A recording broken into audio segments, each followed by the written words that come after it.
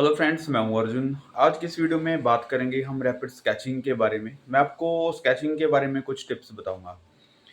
Rapid sketch में एक तो हम बिल्कुल रफ स्केचिंग करते हैं, एक हमें लाइन वर्क का पता होता है, एक हम उसमें शेडिंग और डिटेलिंग दोनों ऐड करते हैं।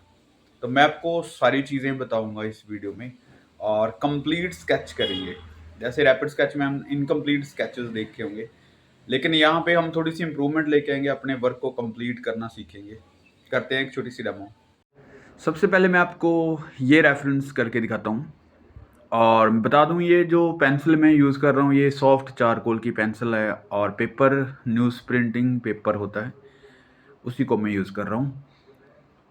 सबसे पहले हम फेस को ड्रॉ करते हैं। यहाँ पे फेस मतलब हम फीचर्स नहीं बना रहे, हम सिर्फ उसका जेस्चर ले रहे हैं, जितना उसका पॉइंट बनता है फेस का उतना ही ले रहे हैं और थोड़ा सा एंगल सेट करेंगे, ठीक है। उसके बाद हम हेयर्स बना रहे हैं। हेयर्स को थोड़ा सा इफेक्टिव बना दिया कि हेयर्स यहाँ पे हैं।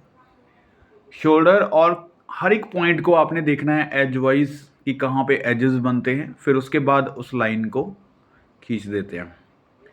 यानी कि आपको माइंड में आपने ज्योमेट्रिकल शेप्स और बाकी के जो एनाटॉमिकली चीज़ें हैं उसको ध्यान में रखते हुए ये स्केच करना है। यानी कि रैपिड स्केचिंग में सीधी आप रेफरेंस दे के ड्रॉ करें, वो चीज़ नहीं होती। आपके माइंड में वो जेस्चर, वो स्टिक फिगर्स, बेसिक एनाटॉमी, ये सारी चीज़ें माइंड के साथ साथ चलती रहती हैं। जैसे ये टॉर्सो इस साइड अभी मूव कर रहा है, ठीक है, यहाँ पे थोड़ी सी डिटेलिंग मैं ऐड कर रहा हूँ और ये बाजू इस साइड जा रही है। अब ये फॉर शॉर्टनिंग जो है उसी तरीके से काम कर रही है। यहाँ पे हम बिल्कुल एक बेसिक पॉइंट पे जाके एक फिगर बनाते हैं, उसके बाद धीरे धीरे ये शेप बनती है चीज़ों की, ठीक है।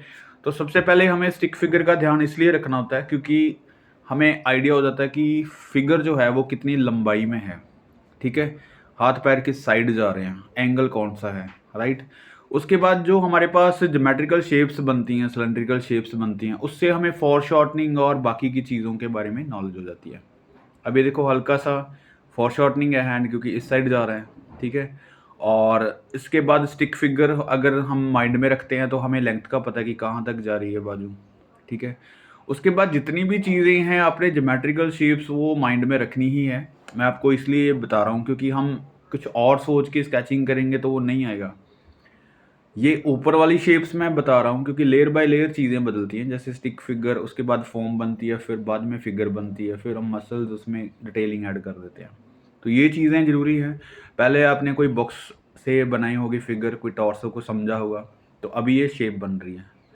पैरों का साइज़ आपको स्टिक फिगर में पता चल जाता है, ठीक है। उसी को माइंड में रख के हम ये फिगर बना रहे हैं और यहाँ तक देखो फोल्ड्स बन रहे हैं। ये जो इसने पहना हुआ वहाँ पे फोल्ड ही फोल्ड दिख रहे हैं। एनाटॉमी आपको कहीं पे भी नहीं दिखेगी, लेकिन आपको समझना होगा कि जो इसका पैर है, जो लेग है पूरी, वो किस साइड आ रही है और कैसे बैलेंस कर रही है, ठीक है। ये आगे की तरफ है, यहाँ पे घुटना बन सकता है और ये देखो यहाँ पे कुछ फोल्ड्स हैं।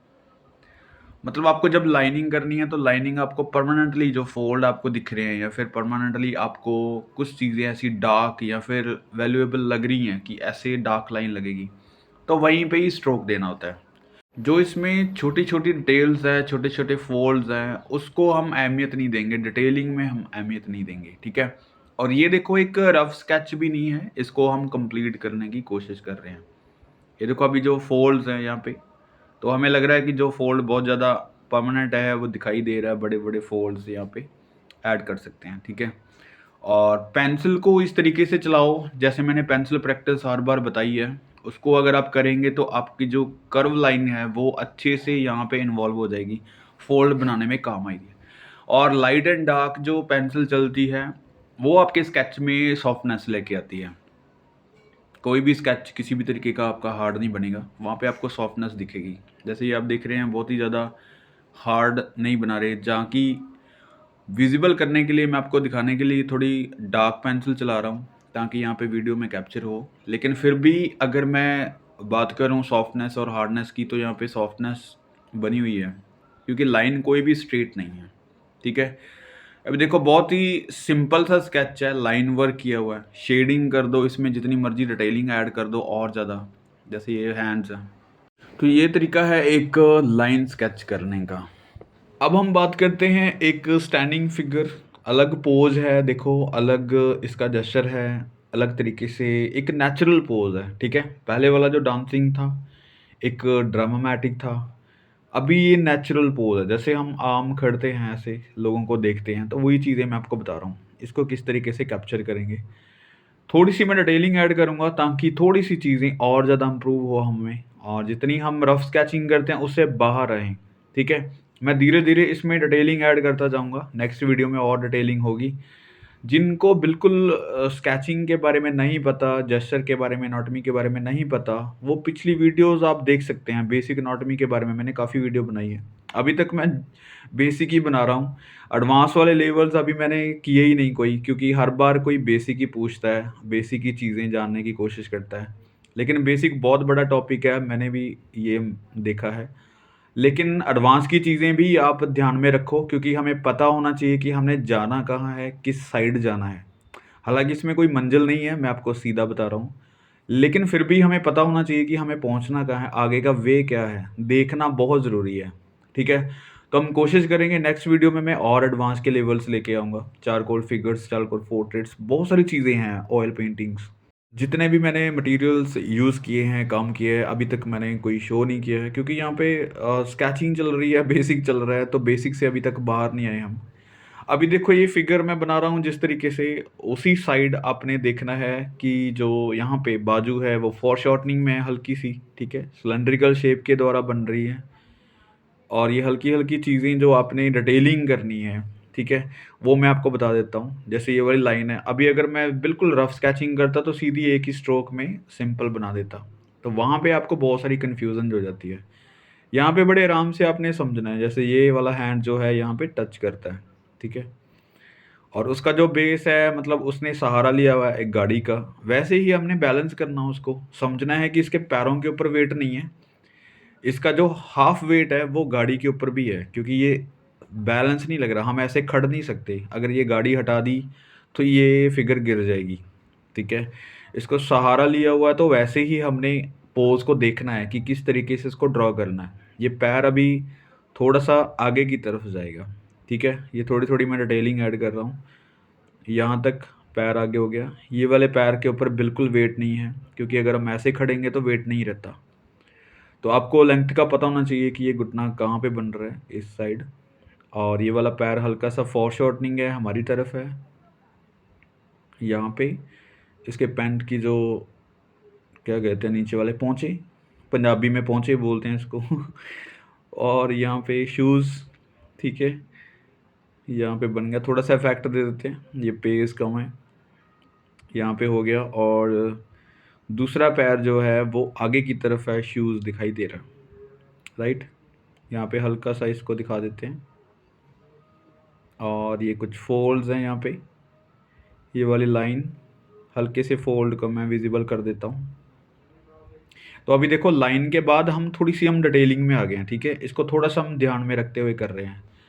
चीज़ों को जब भी हम एक ही तरीके से करेंगे तो मुझे लगता है वो स्टिल हो जाती हैं चीज़ें, आप में इम्प्रूवमेंट आनी बंद हो जाती है। अब अगर मैं थोड़ी-सी और डिटेलिंग की बात करूँ तो देखो टेक्सचर आ जाता है। टेक्सचर्स में हम क्या करते हैं, जो कपड़ा उसने पहना हुआ है, टी-शर्ट जो पहनी हुई है, इसमें हम लाइनें दे सकते हैं, ठीक है? जैसे ये लाइन्स होगी, तो इसमें बड़े आराम से हम लाइन दे देते हैं। लाइनें उसी डायरेक्शन में देनी है, जहाँ पे डेप्थ है वहाँ पे डार्क लाइन होगी, जहाँ पे अप है यानी कि लाइट है वहाँ पे हम हल्के प्रेशर से काम कर रहे हैं। तो मैं बेसिक्स लाइनें दे रहा हूँ और उससे भी शेप बन जाती है चीज़ों की। जैसे हम रेंडरिंग करते हैं, तो अगर हम जिस साइड कोई टेक्सचर बन रहा है, जिस साइड शेडिंग जा रही है, उसी साइड लाइनें लगाते रहेंगे। जैसे हम हेयर्स बनाते हैं, तो जिस डायरेक्शन में जा रही हैं चीज़ें, उसी डायरेक्शन में लाइनें लगानी होती है। तो ये कुछ डिटेलिंग होगी। यहाँ पे कुछ गाड़ी का इफ़ेक्ट मैं थोड़ा-सा दे देता हूँ, जैसे हम कोई गाड़ी नहीं बना रहे यहाँ पे। अब ये गाड़ी को हम सिर्फ़ एक बैलेंस के तरीके से दिखा रहे हैं कि फ़िगर किसी सहारे से खड़ी है।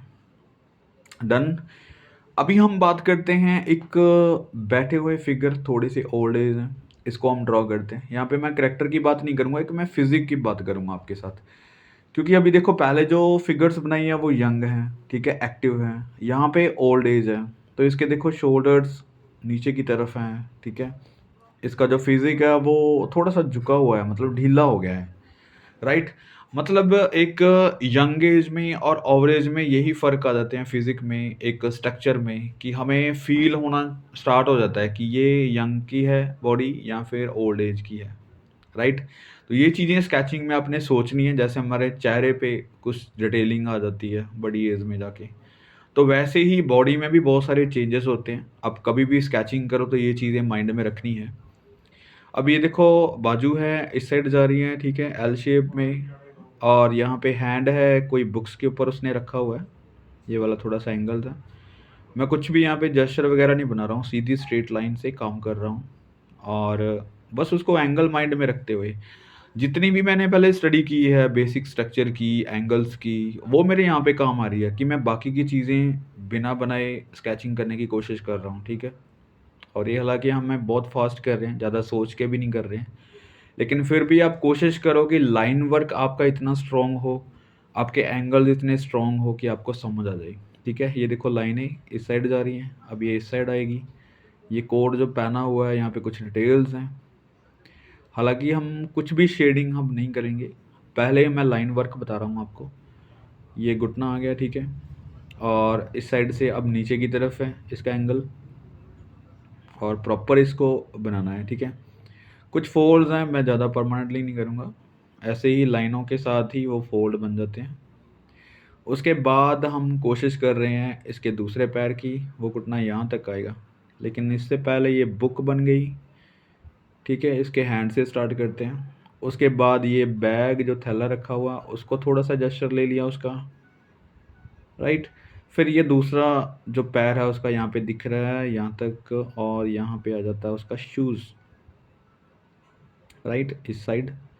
ये वाला शूज़ हल्का-सा हमारी साइड है, बैलेंस करना है इसको, तो थोड़ी-सी लेंथ बड़ी करके इसको नीचे की तरफ लेके आना है। इस साइड एंगल बनेगा इसका। तो ये देखो बिल्कुल लाइन वर्क अभी हमारे पास आ चुका है। अब हम थोड़ी-सी अगर शेडिंग की बात करें तो एक साइड से लाइट करनी है, एक साइड से डार्क करना है। हल्का-सा मैं विज़िबल कर देता हूँ शूज़ को तो, इस तरीके से, ठीक है? ये कोई बेंच है, यहाँ पे हम कुछ लाइनें दे देते हैं, ताकि पता चले कि ये बैठे हुए हैं कहीं पे। ये वाला पेड़ है, यहाँ पे कुछ डिटेल्स हैं।